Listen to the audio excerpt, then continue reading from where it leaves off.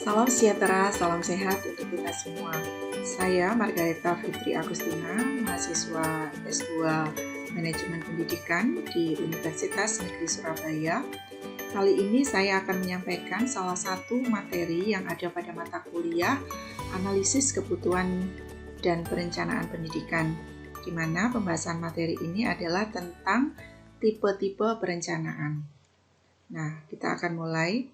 Untuk pembahasan materi ini, kita akan membahas tentang 5 hal. Nah, untuk sebelum kita masuk kepada perencanaan pendidikan, maka di sini saya sampaikan beberapa pengertian tentang perencanaan dari beberapa pakar. Yang pertama yaitu yang disampaikan oleh Henry Vail tahun 1949. Beliau menyampaikan bahwa perencanaan merupakan tindakan meramalkan atau mempersiapkan masa depan yang sudah ditetapkan. Gitu. Nah, dari beberapa definisi perencanaan yang disampaikan oleh beberapa pakar, maka di sini saya mengambil kesimpulan bahwa perencanaan pendidikan itu adalah suatu proses untuk menetapkan tujuan yang akan dicapai. Selain tujuan, di sana juga ada sumber daya yang akan digunakan, metode atau tindakan yang akan dilakukan dalam kurun waktu tertentu agar penyelenggaraan pendidikan dapat berjalan secara efisien dan efektif. Nah, itu adalah definisi tentang perencanaan, khususnya perencanaan pendidikan. Di dalam perencanaan pendidikan ini juga ada beberapa tipe dalam perencanaan. Nah, di sini kita akan membahas beberapa tipe perencanaan.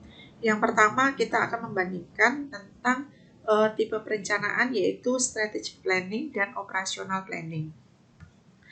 Nah, dari dua tipe ini, kalau berdasarkan yang disampaikan oleh William Cunningham tahun 1982, perencanaan itu dibagi menjadi dua jenis, yaitu perencanaan strategik atau strategic planning, dan yang kedua adalah perencanaan operasional atau operational planning. Nah, dari dua perencanaan ini, kalau kita lihat perbedaannya, itu bisa ditinjau dari arahannya atau durasi waktunya. Kalau strategic planning itu biasanya berisi arahan-arahan untuk jangka panjang dalam suatu organisasi. Sedangkan pada operational planning itu merupakan arahan untuk jangka pendek. Nah, biasanya jangka pendek itu ya durasinya setiap organisasi atau setiap lembaga itu berbeda-beda. Bisa antara beberapa bulan sampai dengan 1 tahun. Begitu juga untuk yang jangka panjang itu bisa mulai dari 3 tahun sampai dengan ada yang 5 tahun atau bahkan sampai dengan 10 tahun. Nah, tujuan dari strategic planning ini adalah untuk memastikan bahwa apa yang dilakukan oleh organisasi itu adalah suatu hal yang benar, gitu. Jadi untuk memastikan semua aktivitas itu adalah sudah benar. Sementara kalau perencanaan operasional itu adalah untuk memastikan bahwa sumber daya yang digunakan saat itu sudah berjalan secara efektif dan efisien. Nah, sedangkan untuk tujuannya, strategic planning ini untuk meraih tujuan, merencanakan hal-hal yang berkaitan dengan tujuan besar dari lembaga atau organisasi itu, juga tentang visi dan misi organisasi. Sedangkan untuk operational planning itu di dalam perencanaan itu biasanya memuat hal-hal yang lebih spesifik.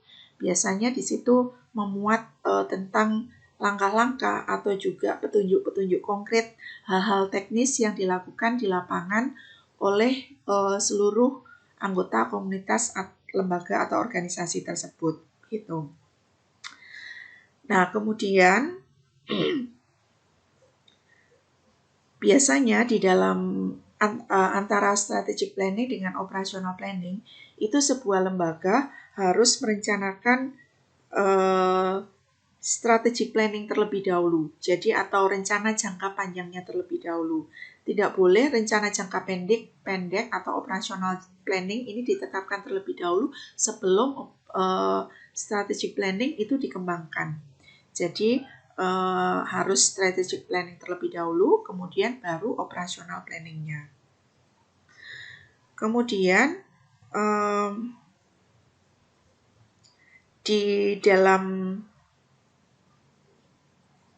organisasi itu biasanya juga ada kecenderungan bahwa dalam pengaturan tugas perencanaan itu organisasi itu juga biasanya membagi staff-staffnya itu menjadi 2 bagian. Jadi ada bagian yang menyusun perencanaan strategic planning dan juga ada bagian atau staff yang khusus untuk menyusun operational planning gitu.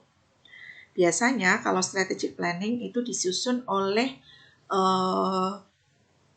staf atau jajaran struktural dari organisasi itu. Kalau misalkan organisasi pendidikan, biasanya strategic planning itu disusun oleh kepala sekolah, oleh pengawas, oleh jajaran struktural, baik itu di tingkat unit maupun di tingkat pusat. Sedangkan operational planning itu biasanya juga melibatkan staf-staf fungsional atau tenaga-tenaga yang nantinya langsung akan mengerjakan program-program yang berkaitan dengan operational planning itu. Nah, kemudian untuk tipe perencanaan yang kedua yaitu tentang bottom up dan top down planning.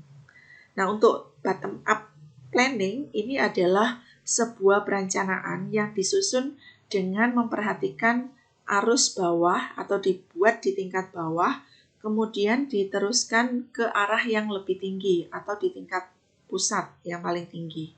Sedangkan top down planning ini kebalikannya. Jadi perencanaan itu disusun oleh administrator atau pembuat keputusan di bagian atas. Biasanya kalau dalam pendidikan berarti itu adalah kepala sekolah atau yayasan atau juga kantor pusat. Kemudian diturunkan dan diarahkan untuk diteruskan kepada tingkat yang paling bawah. Nah, biasanya di dalam teknis pelaksanaannya atau di lapangan untuk bottom up planning ini biasanya digunakan untuk menyusun perencanaan-perencanaan yang sifatnya makro. Jadi kalau di dalam dunia pendidikan itu bisa dalam tingkat nasional, dalam tingkat provinsi begitu. Nah, sedangkan untuk kebalikannya, kalau bottom up planning itu biasanya disusun untuk perencanaan-perencanaan yang sifatnya adalah mikro. Biasanya kalau dalam pendidikan secara umum itu di tingkat sekolah, di tingkat yang lebih kecil, skop yang lebih kecil. Sedangkan untuk top down planning ini sifatnya lebih ke makro. Misalnya kebijakan dari kementerian atau dari tingkat nasional, dari tingkat provinsi, begitu. Jadi yang sifatnya lebih luas. Nah, menurut Cunningham, ini bottom up planning ini dinilai kurang efektif karena kurang bisa mendukung pencapaian dari tujuan strategis atau kurang mendukung pencapaian dari visi dan misi lembaga. Kenapa? Karena di dalam bottom up planning ini kita harus mendengar masukan-masukan dari bawah. Sementara jajaran bawah itu biasanya mereka hanya berpikir untuk jenjang operasional saja. Mereka kurang memperhatikan tingkat strategis untuk mencapai tujuan yang lebih luas. Sehingga di sini dinilai oleh Cunningham ini adalah kurang efektif karena kurang mendukung untuk pencapaian strategis. Nah, biasanya bottom up planning ini cocok hanya digunakan untuk mendukung pencapaian-pencapaian yang sifatnya operasional atau pada jajaran yang lebih rendah. Nah, begitu juga untuk top down planning ini sebaliknya. Top down planning menurut Cunningham di sini dinilai lebih efektif karena bisa mendukung untuk pencapaian tujuan strategis atau tujuan yang lebih besar yang kaitannya dengan tujuan lembaga atau pencapaian visi dan misi lembaga. Tetapi kelemahan dari top down planning ini biasanya kurang bisa diterima di arus bawah karena kurang mendukung untuk pencapaian tujuan di tingkat operasional. Biasanya yang merancang untuk perencanaan dengan top down planning ini adalah jajaran struktural di tingkat atas atau di tingkat pusat, di mana mereka kurang memahami situasi-situasi yang terjadi di dalam lapangan, sehingga bagian bawah atau jajaran bawah itu kadang tidak bisa menerima apa yang menjadi perencanaan-perencanaan di tingkat strategis ini. Begitu juga untuk bottom up planning itu tingkat atas itu tidak memahami atau bagian pusat itu tidak memahami apa yang terjadi di arus bawah gitu. Nah, kemudian untuk tipe-tipe perencanaan yang lain yaitu long range planning dan short range planning. Nah, pembahasan di sini kami ambil dari buku yaitu menurut Lewis tahun 1983. Nah, menurut Lewis ini long range planning ini sebenarnya sama seperti perencanaan strategis atau strategic planning atau perencanaan jangka panjang. Nah, periodenya di sini antara 3 sampai dengan 10 tahun. Dalam mewujudkan karena ini juga merupakan perencanaan strategis, maka long range planning atau perencanaan jangka panjang ini biasanya bertujuan untuk mewujudkan misi organisasi dan tujuan organisasi. Jadi kalau di dalam pendapatnya Cunningham, itu long range planning ini sama dengan perencanaan strategis tadi. Kemudian long range planning ini bersifat dinamis. Kenapa bersifat dinamis? Ini artinya bahwa karena ini adalah tujuan jangka panjang dan sulit untuk memprediksi hal-hal yang terjadi di beberapa tahun kemudian, maka perencanaan ini sangat memungkinkan terjadi perubahan-perubahan dan sangat dinamis. Karena untuk durasi waktu yang jangka panjang, kita tidak tahu, bahkan untuk 2 tahun yang akan datang, apa yang kita rencanakan bisa jadi sangat berbeda begitu. Dan juga variabel-variabel yang ada di dalam perencanaan ini, jangka panjang ini biasanya lebih tidak pasti. Karena yaitu tadi, kita tidak bisa memprediksi dengan tepat apa yang terjadi untuk masa depan gitu. Nah, sebaliknya untuk short range planning. Kalau menurut Cunningham, short range planning ini sama dengan perencanaan operasional atau perencanaan jangka pendek.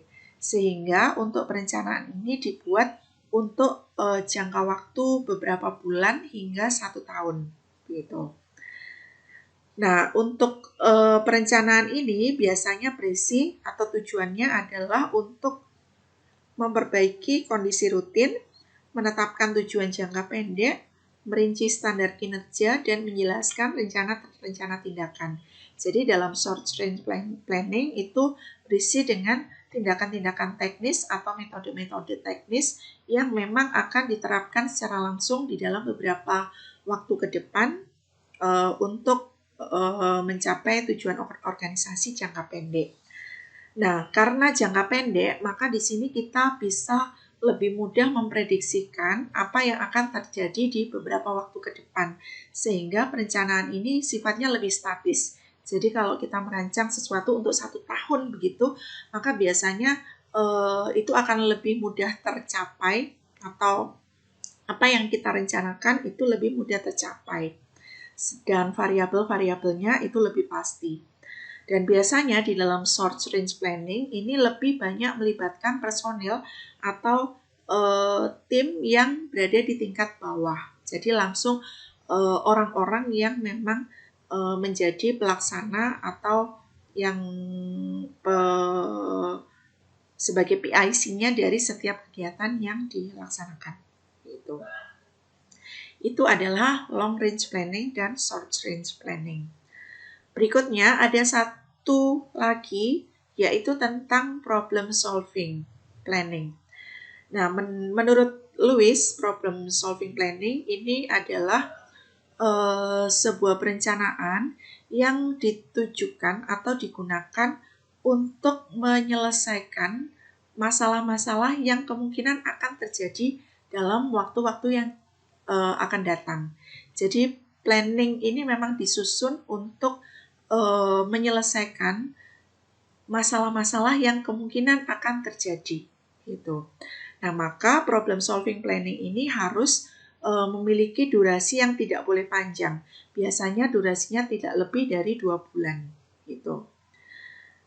Proses untuk penyusunan problem solving planning ini yang pertama bisa dimulai dengan mengidentifikasi masalah yang berdampak buruk pada kinerja rutin distrik sekolah. Jadi kita bisa mengevaluasi dari masalah-masalah yang sudah terjadi di tahun-tahun sebelumnya. Dari hasil evaluasi itu kita bisa memprediksi untuk waktu yang akan datang kira-kira masalah itu masih akan terjadi lagi atau tidak. Jika kita memprediksikan masalah itu akan terjadi, maka kita harus membuat problem solving planning. Langkah selanjutnya yaitu memilih strategi yang tepat untuk menyelesaikan masalah yang kemungkinan akan terjadi ini. Yang ketiga yaitu menguraikan kegiatan-kegiatan pengendalian dan evaluasi. Dan yang keempat, melaksanakan rencana dalam waktu 30 hingga 60 hari. Jadi di sini Louis menyampaikan bahwa problem solving ini kalau kita susun untuk durasi yang lebih dari 60 hari atau lebih dari 2 bulan, ini maka tidak efektif lagi. Artinya perlu waktu yang lama untuk menyelesaikan suatu masalah itu. Jadi harapannya masalah itu bisa terselesaikan tidak lebih dari 2 bulan. Nah, biasanya dalam suatu lembaga atau suatu organisasi, semakin kaitannya dengan perencanaan strategis dan perencanaan operasional, jika perencanaan strategis dan perencanaan operasional itu sudah disusun dengan baik, dengan berdasarkan pengalaman dan evaluasi tahun-tahun sebelumnya, maka problem solving planning ini akan lebih sedikit disusun. Artinya kita bisa menghindari masalah-masalah yang kemungkinan akan terjadi kalau strategic planning dan operational planning ini sudah disusun dengan baik untuk pencapaian tujuan yang efektif dan efisien gitu. Nah, berikutnya kami akan membahas tentang perbedaan antara problem solving planning, operational planning, dan juga strategic planning. Ini berdasarkan Louis ya. Ada beberapa tinjauan dari 3 perencanaan ini. Yang pertama yaitu tentang rentang waktu. Kalau dilihat dari rentang waktunya, problem solving planning ini hanya dibuat dalam rentang waktu untuk 1 atau 2 bulan. Sedangkan untuk operational planning ini biasanya dibuat dalam jangka waktu 1 tahun. Bisa kurang, tetapi biasanya tidak lebih dari 1 tahun.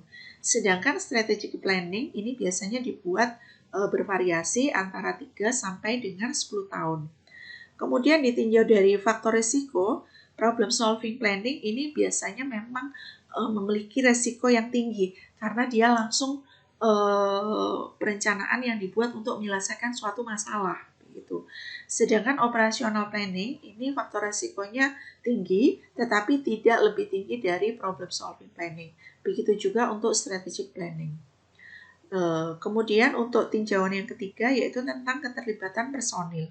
Kalau dalam problem solving planning ini personil yang terlibat itu adalah personil-personil atau tim yang memang khusus untuk ditunjuk untuk menyelesaikan suatu masalah yang kemungkinan akan terjadi. Biasanya bisa berupa tim, bisa juga berupa individu-individu. Kemudian untuk operational planning biasanya di sini melibatkan jumlah orang yang lebih banyak daripada planning-planning yang lain begitu, karena operational planning ini adalah menyelesaikan atau melakukan semua tindakan-tindakan operasional di semua bidang dalam suatu organisasi tersebut. Sedangkan untuk strategic planning biasanya di sini yang terlibat adalah lebih kepada jajaran struktural atau petinggi di dalam suatu lembaga tersebut. Kalau dilihat dari atau ditinjau dari tujuannya untuk problem solving planning, ini untuk mengembalikan kinerja ke tingkat yang rutin atau yang sebenarnya. Jadi kalau ada masalah itu artinya kan kemudian dia kalau jalan itu artinya dia berbelok. Nah, maka problem solving ini tujuannya adalah untuk mengembalikan supaya jalur atau program yang dilaksanakan itu kembali kepada jalan yang sebenarnya. Kemudian operational planning ini adalah untuk meningkatkan kinerja rutin atau untuk mencapai tingkat kinerja operasional atau operasional. Dan yang terakhir yaitu strategic planning, ini tujuannya adalah untuk meningkatkan kinerja dan untuk mencapai misi dan tujuan pendidikan. Jadi di sini tujuannya lebih luas. Kalau dari tujuannya itu problem solving ini tujuannya lebih paling sempit, kemudian yang operational planning ini yang menengah, sedangkan strategic planning ini adalah yang paling luas. Kemudian dilihat dari keselarasannya, problem solving planning ini adalah harus selaras dengan operational planning.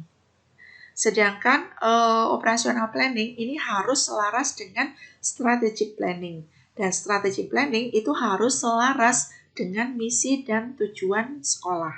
Misi, visi, dan tujuan sekolah. Kalau ditinjau dari biaya, maka problem solving ini biasanya membutuhkan biaya yang paling rendah. Sedangkan operational planning ini adalah yang sedang, dan yang strategic planning ini adalah yang tinggi. Kalau berdasarkan skala prioritas mana yang harus didulukan, maka problem solving planning ini adalah mendapatkan prioritas pertama, hal yang harus didulukan.